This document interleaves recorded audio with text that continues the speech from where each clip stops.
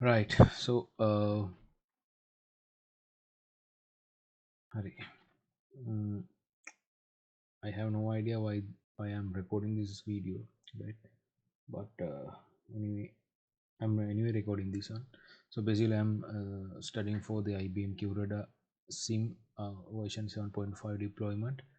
So as you can see now, when we go to um, yes, so in the IBM Learning Academy. So there are several courses that we can take. So among them, I'm taking this IBM deployment section. So there's a section one, right? So basically, what I'm doing is I'm explaining the concepts behind this one, right?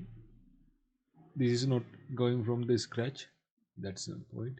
This course is not going from the scratch. This is just I'm recording my progress, right?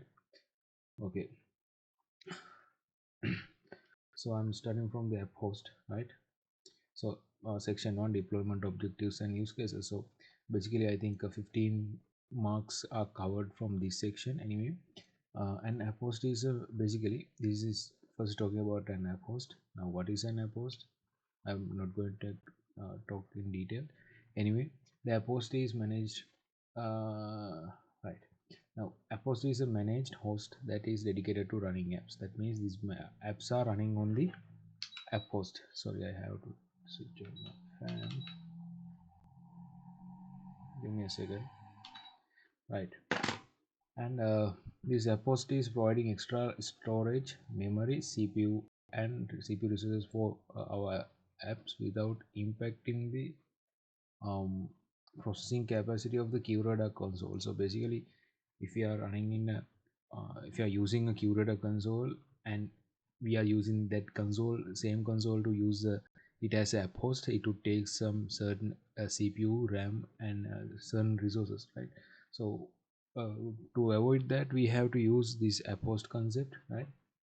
Okay, so apps such as user behavior analytics, machine learning analytics require more resources. Basically, these are very CPU uh, processing power requested, processing power needed software. So basically, those uh, applications are very much in needed, right? Okay, so when you go to the post information, right?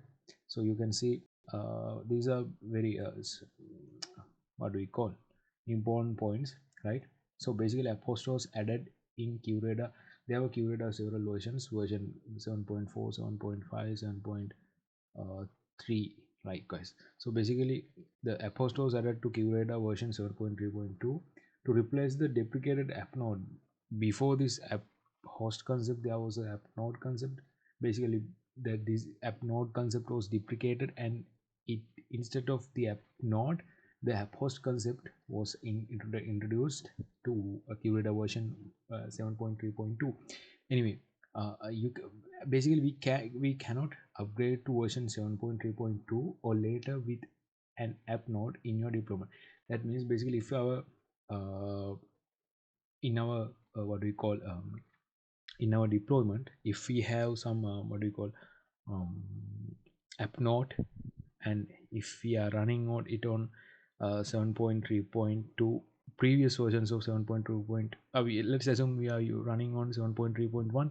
So basically um, if we need to upgrade it to 7.3.2, we have to convert it from app node to app host, right? Okay, so basically the next point means yeah, so for a per deployment we can have only one app host, right? If there's a one app, if there's a deployment, so that deployment can have one app host. Okay, so basically we can run all our apps on app host or on the console. It's not possible to run some apps on the app host and some others in the console. That means basically imagine there are um, there's a user behavior analytics app and machine learning analytics app, right? So imagine the machine learning app, analytic app is running on the app host, and the user behavior analytic apps is running on the console. So this is not a possible scenario, right? This is not a possible scenario. Either they both have to run on the console, either they both have to run on the app host, right? And the other point is the port 5000 must be open on our console to communicate, right? Yeah. So the suggested specification for the last side you haven't tested yet. Okay. If you are having using the some larger, okay, consider upgrading your deployment. Okay, so these are the suggested application post requirements, like 4 CPUs, 12 GB RAM, basically 256 GB of is a small one minimum requirements for post. Most of the apps with minimum, but not large apps such as Qradar, DNS and ICOC. So so when you are running the post specification, as you can see, there are curated DNS analyzer and user behavior analytics and so machine learning. With machine learning, we can't run them on small small this kind of a small server, right? So basically, if we go to the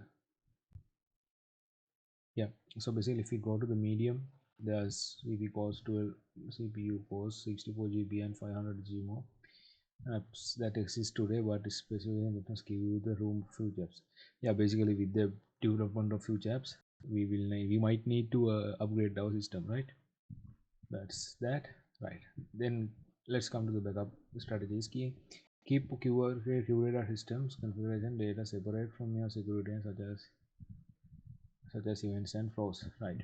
So basically, when backing up data, right? So I'm gonna bullet this one, right? Um, Backing up data. So we have to basically our system configuration should be backup separately, and the data and events and flows, the data basically should separate should backup separately. Okay, data such as personal identity PII needs to be stored securely and might need to be kept separate from bulk data backups, right? Bulk data, these PII should be kept separate from bulk data backups and retained for longer periods for compilation compliance reasons, right? If there's a PII, you might need to keep them separately. And store data such as PCI DSS information separate, store data such as PCI data in a separate location that you can easily access data when auditors want to see it. Okay. mm, Payment can't index data. Okay, think about the types of data and retention periods when you develop your backup strategies. Okay, now when we are developing our backupping strategies, we'll have to consider the retention period and the data type of data that is going to be backed up, right? So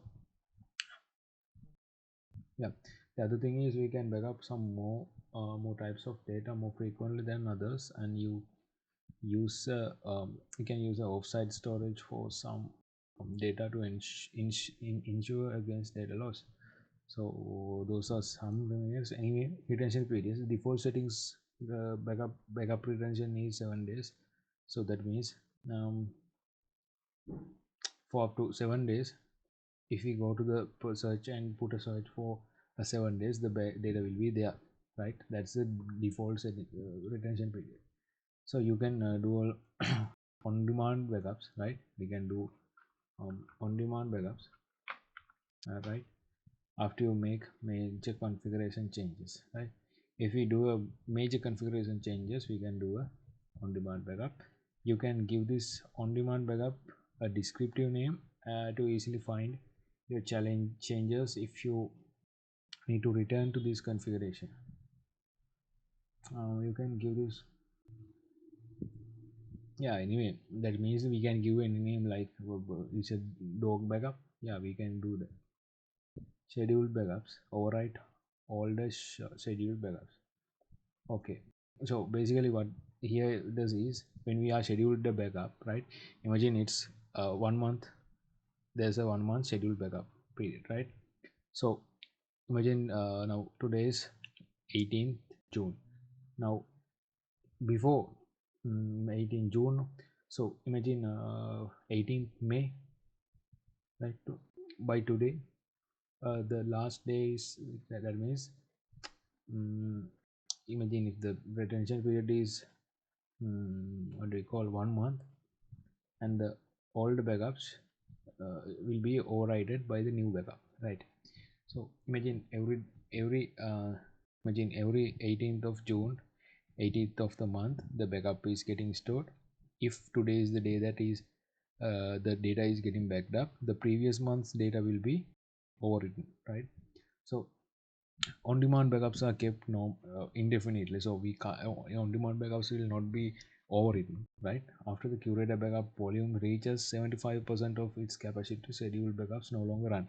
So this is a issue. So if the curator, um, storage as run a backup storage, right, backup volume reaches 75% of its capacity, scheduled backups no longer run. So if there's an issue with the scheduled backups are no longer running, so we should first check the um curator backup volume, right? So when we go to the backup location, the backup location is also significant consideration when you deploy curator, right? If your backups remain on a host, right, if your backup remains on a host and that host fails, then all the backup data is lost, right? So you can either create your backups on external system or copy backups to a external system, store copies of important data locally and remotely for added data security. So this kind of scenario we are using, sometimes we are using SAN environment. So SAN is a different scenario. Anyway, this is my video finished.